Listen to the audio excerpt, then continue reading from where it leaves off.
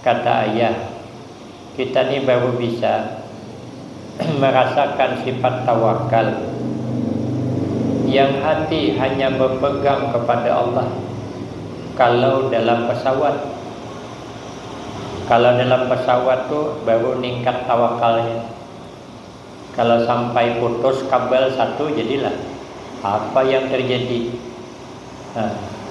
Cuaca kurang baik pula, di pesawat bergoyang-goyang pula, atau asli berserah dengan Allah.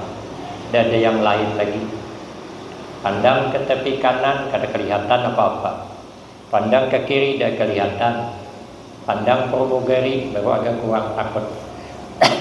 Mama saya bilang, kata mama saya, kalau di pesawat tuh kau agak takut, pandangi pramugarinya. Kalau pramugarinya tuh masih tersenyum, insyaallah tidak apa-apa, kata beliau. Karena kalau ada apa-apa, pramugarinya itu lebih duluan dari kita takutnya. Karena sahibul bait a'lam allazi mafih, tuan rumah lebih tahu isi rumah. Jadi tawakal baru terasa. Saya ke Tanjung Balai Sabtu tanggal 5 Agustus tadi, menyeberang dari Pulau Burung ke Tanjung Batu tuh gelombang luar biasa. Katanya 3 meter, masuk TV. Pakai bot Yusrifa. Untung saja penumpangnya tidak banyak. Masuk sopir dengan anak kecil 12 orang. Bunda ada di atas. Ringan botnya. Tapi itu pun depan bot tuh termasuk, kapindi gelombang tuh termasuk. Diangkat naik lagi. Tidak bisa bot tuh digas, tidak bisa. Bila termasuk ke lubangnya tuh berdiam bot tuh di selo, menunggu dia naik sendiri, tidak sanggup menyeberang. Kalau gelombang tuh tinggi, mau menyeberangi tidak sanggup, bisa termasuk ke dalam ombak. Kalau termasuk terjungging buritnya, ma'arwah malam nih. Ada harapan lagi, sang gelombang kayak hubungan rumah tingginya. Saya, ya Allah,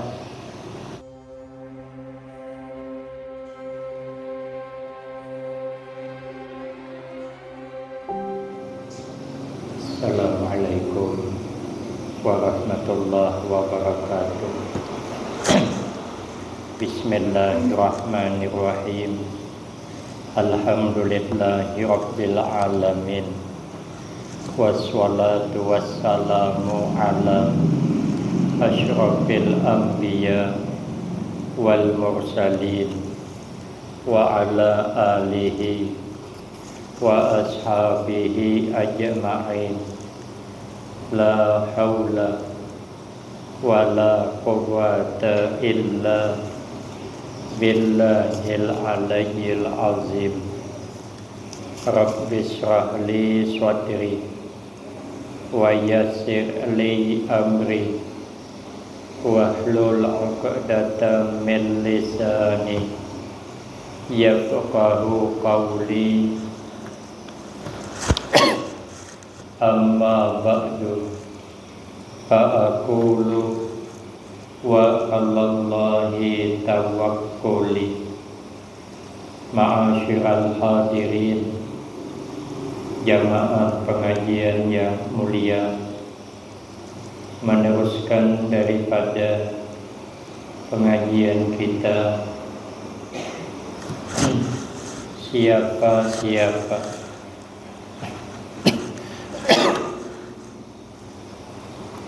man rama ayasluka tariqal awliya falyahfazan hadhil wasaya amilan. Barang siapa yang menghendaki mengikut jalan kekasih Allah, mengikuti jalan para aulia, maka hendaklah ia memelihara dan mengamalkan sebanyak 9 macam wasiat, 9 macam pesan yang baik Yang pertama, at-taubatu, yaitu bertaubat kembali di dalam meningkatkan amal ibadah, meninggalkan kesalahan-kesalahan. Orang yang bertaubat, kata Nabi, at-taibu minaz zambi kaman la zamba'lah. Orang yang betul-betul bertaubat dari kesalahan dosanya seperti orang yang tidak punya salah, yang tidak punya dosa. Yang kedua, jalan yang ditempuh para aulia Allah, hidup qanaah, artinya ridha hati dengan rezeki yang sudah diberikan Allah kepadanya, sekalipun sedikit, hatinya ridha, merasa cukup sudah apa yang ada, tidak mengangan-angan yang tidak ada. Tarkut tatallu'i ilal mafqud wal istighna bil mawjud. Orang qanaah itu tidak memikirkan yang tidak ada karena sudah merasa cukup apa yang ada. Hari ini lauk makan kita adanya cuma ikan asin. Kita tidak memandang tetangga yang makan ikan garut bepanggang. Kita kadang mandang itu, kita kadang memikirkan itu. Kita bersyukur sudah hari ini makan lauk ikan asin gulama dipanggang, cacap ke cacahan sahang pakai asam, mirip orang yang berenang. Itu makanan orang yang berenang. Nikmat sigar liur karena ikan asin dicacap ke cacapan sahang pakai asam. Semangat makan. Besok lauk ikan asin duri pulang, ikan asin sembilang disangga, digoreng, baru disambal pakai cabai kering, baru sayur bening, bayam, makan di rumah kawan pula. Sudahlah, cukuplah dah. Ada pengeluaran. Tidak usah membayangkan ikan garut, dosa. Kita merasa cukup dah. Kita makan lauk ikan, lauk undang yang kecil, yang baru dapat, disambal, manis rasanya. Itu saja, cukup sudah. Kada usah kita membayangkan undang galah di rumah tetangga, tidak usah.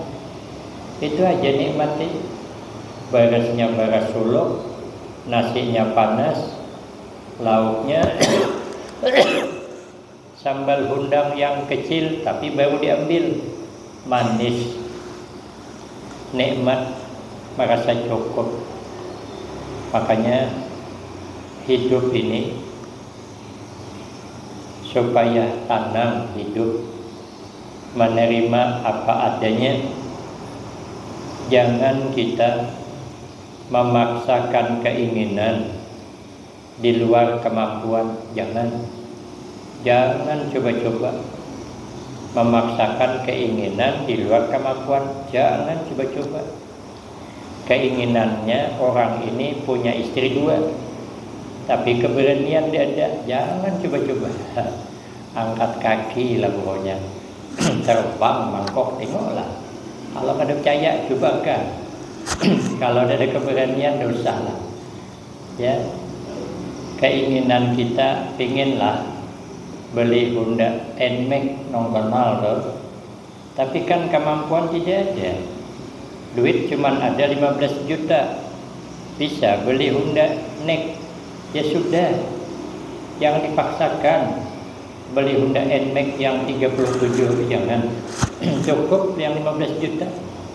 Tanam hidup. Nanti kalau dipaksakan bahaya. Setiap bulan nyetor setoran. Pas nunggak 3 bulan Honda NMAX diambil dialir. Yang tertinggal apa? Minek. Apa ada Minek?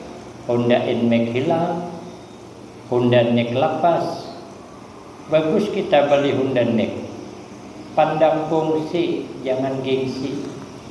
Kita ni maka selalu bermasalah hidup karena gengsi. Orang tidak perlu gengsi, pandang fungsi. Fungsinya kan sama. Orang pakai Honda NMAX dari sini ke Sungai Sarin sampai. Orang pakai Honda NMAX dari sini ke Sungai Sarin sampai juga. Apa bedanya? Bedanya gagah awan daripada awak itu cuma bedanya. Kalau makan ikan asin habis makan kenyang. Orang makan ikan garut asam pedas habis makan kenyang juga. Sama. Besok sama sakit perut. Yang sikok berak di parit 1, yang sikok berak di parit 2, hanyut ke Sungai Bawung. Terganding 2 itu. 2 itu terganding. Bisa tidak kita membedakan mana hasil ikan asin, mana hasil ikan garut? Mana bisa? Tak keparut itu sama. Yang penting makan menambah tenaga. Selesai. Karena kita mampunya itu. Tapi kalau kemampuan ada, tidak salahnya. Hendak mewah, silahkan. Tapi kalau tidak ada, sudah. Apa yang ada. Pinginlah kita beli TV yang besar, yang 21 inci. Tapi duit ada. Bisalah beli yang 12 inci, ya sudah. Beli yang 12 inci. Apa lu paksaan beli 21? Fungsi sama. Yang TV 21 inci dibuka Indosiar, nampak di berita Ayu Ting-Ting, Rafiq Ahmad. Coba buka TV yang 12 inci, sama lah juga, asal Indosiar. Rafiq Ahmad dah juga kan, Ayu Ting-Ting itu. Mana ada sejarahnya? Yang 21 Ayu Ting-Ting, yang 12 inci mak lampir menjang. Mana ada? Kecuali TV perbandingan. Kalau sama siaran Indosiar, itulah keinginan kita. Maulah beli HP yang mahal. Sekarang ini HP mahal yang merek iPhone. iPhone ke iPhone kan? Pokoknya ada pon-pon ujungnya. Orang bilang sama saya, Ustaz ini cocoknya katanya HP iPhone. Ya kok berapa syuting? 25 juta katanya. Mak kok kalau tukang kacindol bisa bikin kolam renang tuh. Dan jadi aku beli saya HP yang biasalah. Ini nih maka HP nang ini kasihan hadiah. Bangsa saya beli dewe kada bakalan. Yang aku nukar HP-nya kada HP ngin ada. Mana HP ku tadi hilang. Halo ya HP-nya yang harga 200.000. Untuk apa kita berhemat menukar HP yang mahal-mahal? Baru sebulan jual, beli lagi yang model baru. Dasar pakai 3 bulan, melihat kawan HP baru, jual lagi, beli lagi. Berapa takornya? Kalau duit banyak tidak apa-apa lah. Tapi kalau duit sedikit, hutang keliling pinggang, ganti-ganti HP. Hutang ada dibayari Malaysia. Bayar hutang wajib. HP mahal kada wajib. Nah, ini yang terbalik. Kenapa? Karena gengsi kada mandang fungsi. Maunya kita selalu mandang fungsi, jangan gengsi. Itu qanaah, rida hati dengan rezeki yang telah diberikan Allah, sekalipun sedikit tapi kita merasa cukup. Itulah jalan para aulia Allah, jalan orang-orang yang dikasihi oleh Allah Subhanahu wa ta'ala. Yang ketiga, jalannya orang yang dikasihi Allah zuhud.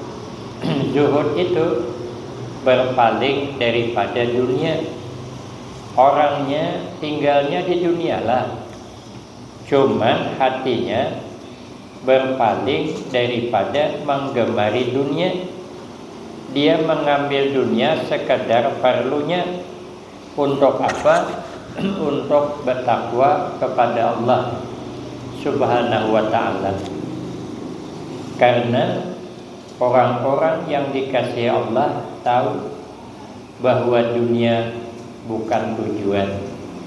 Jadi tidak usah mencintai dunia, karena dunia ini sifatnya sementara. Tapi silahkan dunia diambil, tapi dunia letaknya di tangan, biar untuk mengeluarkan di dalam kebaikan tidak sulit, karena barang itu di tangan. Jangan dimasuk ke dalam hati. Kalau dunia masuk ke hati, nanti begitu kada dapat sakit hati, begitu hilang sakit hati. Karena dunia itu ada di hati.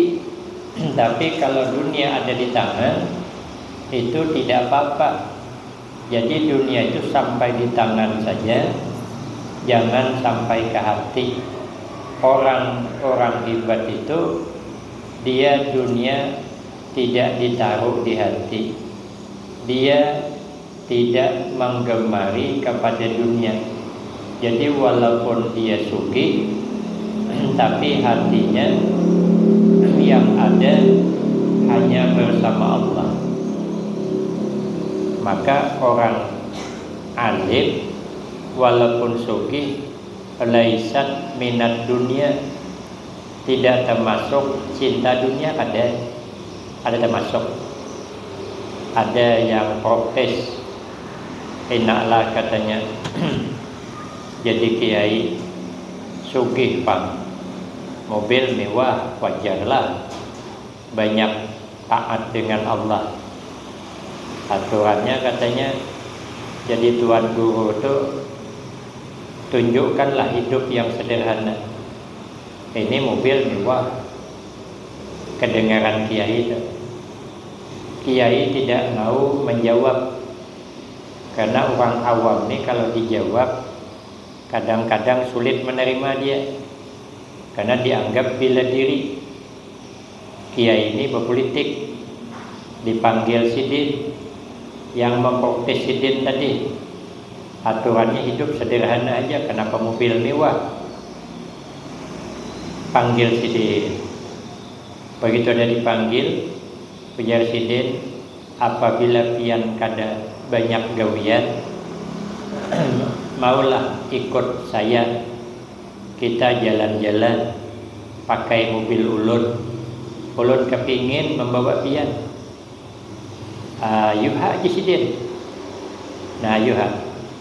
Tapi jaki itu ada permintaan ulun, pian digangakan banyu ulun di dalam gelas. Gelas itu berisi banyu, berisi air.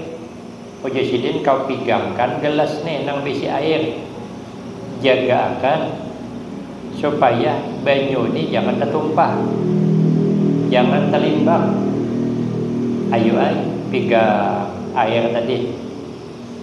Yang namanya dalam mobil kadang menggas takajud, kadang marem takajud, kata lubang beembung. Sulitnya menjaga banyu nih supaya jangan tertumpah. Jadi banyu nih pang diperhatikan, jangan tumpah, jangan terlimbang. Sudah sampai di satu tempat, kiai bertanya, enak tak, kata beliau, naik mobil saya. Indah ada pemandangan yang kita lewati tadi. Ujar orang dok, bagaimana hendak merasa nikmat saya? Karena saya ni perhatian menjaga air ni lah jangan tumpah. Jadi saya kada sempat menikmati mobil pian nih. Bagaimana saya nak melihat indahnya pemandangan? Mun saya pandangan mata cuman ke banyu, hati saya cuman ke air nih. Pandangan saya cuman ke air. Nah, kata Kiai, begitulah saya. Walaupun saya berada di mobil mewah, tapi saya kadang merasa menikmati mobil karena hati saya sudah manis bersama Allah. Jadi ingat Allah, Bang. Walaupun ke mana kadang merasa apa-apa, sudah cukup bahagia, sudah hati bertambat kepada Allah. Tidak ada merasa senang dengan dunia sekalipun nyaman. Maka orang hebat itu menganggap mutiara dengan pasir sama, menganggap emas dengan batu bata sama. Nah, bisa dah kita. Artinya kada pernah gembira dapat emas kayak batu bata dah. Kada dah gembira karena ini merasa titipan. Dapat bata dari tanah, kada gembira juga. Biar batu bata sebiji, apa untungnya? Jadi memandang emas yang kayak batu bata tu seperti memandang bata yang dari tanah. Ada bahagia. Artinya sama. Dipuji dengan tidak ada reaksi. Dipuji tidak kesenangan, dicaci tidak susah, dihormati tidak gembira, tidak dihormati tidak sedih. Ini tingkatan orang hebat. Kayak orang tidak berkebun, tidak pernah senang sawit mahal, tidak pernah susah hati sawit murah. Kenapa? Karena dia tidak berkebun. Untuk apa gembira sawit mahal? Kebun gede. Sawit murah, untuk apa sedih? Murah ke mahal sama. Itu perasa orang yang hebat tadi. Orang yang dekat dengan Allah. Dia zuhud, kada gembira, tidak gemar dengan kemewahan dunia. Kita ini membaca aja. Mudah-mudahan banyak sedikitnya. Jangan tamak jadilah. Jangan tamak dengan milik orang. Jangan. Nikmati saja yang punya kita. Kemudian yang keempat, jalannya orang yang dikasihi Allah, ta'allumul ilmi syar'i.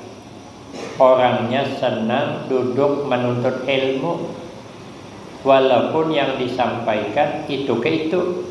Ada bapak, karena dia cinta dengan ilmu. Kita mencintai seseorang, bertemu kita senang kita. Minggu depan bertemu dia pakai baju itulah pula, tapi tetap kita senang. Nah, kita di majelis ilmu yang disampaikan kemarin itu, hari ini itu lagi, tapi kita senang karena kita sudah membuat Nabi bangga. Karena Nabi gembira kalau melihat umatnya selalu duduk di majelis ilmu. Kemudian yang kelima, al-muhafazatu ala sunan. Sunnah-sunnah Nabi dipelihara, termasuk perintah-perintah yang sunat dijaga. Maka orang-orang yang dikasihi Allah, dia beramal sunat itu tidak kepalang tanggung, tahan semalaman pol, tidak berhenti beramal, karena dia senantiasa melakukan kesunahan. Itulah yang ditempuh oleh orang-orang yang dikasihi Allah. Kemudian yang keenam, tawakal. Berpegang hati dengan Allah tentang rezeki dan kehidupan, karena kita yakin rezeki yang atur Allah, kehidupan kita yang menjaga Allah. Kata ayah, kita ini baru bisa merasakan sifat tawakal yang hati hanya berpegang kepada Allah. Kalau dalam pesawat, tuh baru meningkat tawakalnya. Kalau sampai putus kabel satu, jadilah apa yang terjadi. Cuaca kurang baik pula, di pesawat bergoyang-goyang pula, atau asli berserah dengan Allah. Tidak ada yang lain lagi. Pandang ke tepi kanan, tidak kelihatan apa-apa. Pandang ke kiri, tidak kelihatan. Pandang pramugari, baru agak kurang takut. Mama saya bilang, kata mama saya, kalau di pesawat tuh kau agak takut, pandangi pramugarinya. Kalau pramugarinya tuh masih tersenyum, insya Allah tidak apa-apa, kata beliau. Karena kalau ada apa-apa, pramugarinya itu lebih duluan dari kita takutnya. Karena sahibul bait a'lam allazi mafih, tuan rumah lebih tahu isi rumah. Jadi tawakal baru terasa. Saya ke Tanjung Balai Sabtu tanggal 5 Agustus tadi, menyeberang dari Pulau Burung ke Tanjung Batu tuh gelombang luar biasa. Katanya 3 meter, masuk TV. Pakai bot Yusripa. Untung saja penumpangnya tidak banyak. Masuk sopir dengan anak kecil 12 orang. Bunda ada di atas. Ringan botnya. Tapi itu pun depan bot itu termasuk. Tapi di gelombang itu termasuk. Diangkat naik lagi. Tidak bisa bot itu digas, tidak bisa. Bila termasuk ke lubangnya tuh berdiam bot tuh. Diselo. Menunggu dia naik sendiri, tidak sanggup menyeberang. Kalau gelombang itu tinggi, mau menyeberangi tidak sanggup. Bisa termasuk ke dalam ombak. Kalau termasuk terjungging buritnya, ma'arwah malamnya. Ada harapan lagi. Sang gelombang kayak hubungan rumah tingginya. Saya ya Allah bertawakal dengan Allah luar biasa. Itu baru terasa. Kalau orang-orang hebat ini setiap saat begitu. Kalau kita ini kalau sudah kepelipitan baru ya Allah, tolong ya Allah. Tapi kalau sekarang santai, naik motor kita, dada kita takut, ya Allah, tolong ya Allah, ayo nak hati-hati nak. Kata anaknya, Pak berdiam. Orang dada. Cuman kita berduaan, subuh berunda. Sibuk, ya Allah nah hati-hati nah, ya Allah berserah, ya Allah aku berserah denganmu. Apa mama ni kata anaknya, BC ni ya banyak cakap. Padahal iyalah tuh. Tapi kalau kena gelombang besar, banyak orang menangis, ya Allah selamatkan, ya Allah selamatkan. Tapi kalau gelombang dada berdiam, pada samalah. Kalau Allah menghendaki yang tertumpah di antara Pulau Burung dengan Gunung kemarin bukan gelombang, hilang kayu cuma tertumpah, berapa yang mati. Jadi kan masih bergelombang. Yang nyebrang malam Ramadan 25 Ramadan kemarin malam Jumat itu karam bukan gelombang, tertumbuk kapal. Mati juga. Makanya setiap naik apa saja berserahlah kita dengan Allah. Wa ufawwidu amri. Kalau guru kami bilang setiap turun rumah, Bismillah tawakkaltu 'alallah. Itu Haji Disiden. Asal keluar rumah, ambil motor, Bismillah tawakkaltu 'alallah. Dengan nama Allah berserah aku kepada Allah. Orang-orang hebat itu kayak itu. Senantiasa dia berserah diri kepada Allah. Yang ketujuh, orang-orang hebat itu mesti ikhlas dalam beramal. Tidak ada mensekutukan amal dengan lainnya. Tidak ada pamir, tidak ada ujubnya, tidak ada sum'ahnya. Orang ikhlas itulah yang amalnya diterima oleh Allah. Ibarat pohon itu hidup apa tidak tergantung akarnya. Kalau akarnya masih mau bersembunyi di dalam tanah, maka pohon itu subur, dia selamat, bisa berbuah.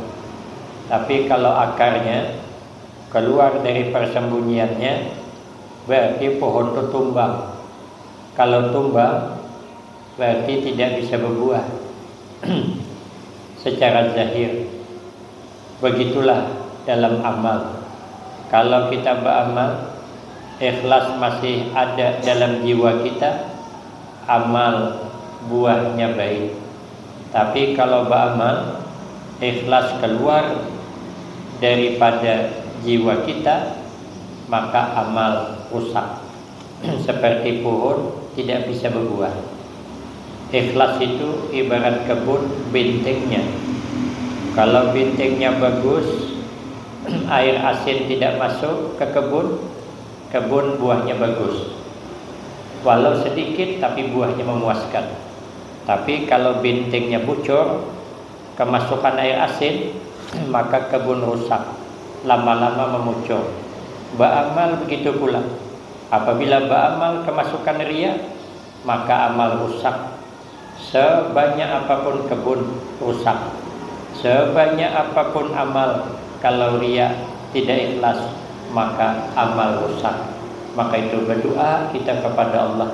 Setiap amal yang kita lakukan, kebaikan yang kita lakukan, mudah-mudahan bernilai ikhlas, sehingga walaupun sedikit amal dibalas Allah pahala yang banyak, sehingga kita selamat dunia dan akhirat, husnul khatimah wassa'adah, amin Allahumma amin. Demikian yang dapat saya sampaikan, lebih kurang saya banyak minta maaf.